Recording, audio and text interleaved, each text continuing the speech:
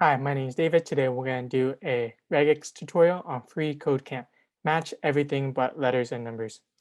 So we learned that the /w will match anything that's uppercase, lowercase, and digits from 0 to 9, and the underscore. Now we can do the opposite of that with this last capitalized W.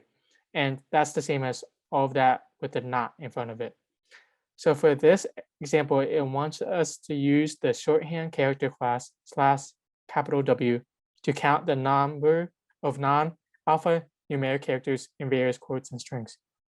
So we have a string here, and that's the variable, and it wants us to change this to give it a count, and it's going to match it the length of it. So let's do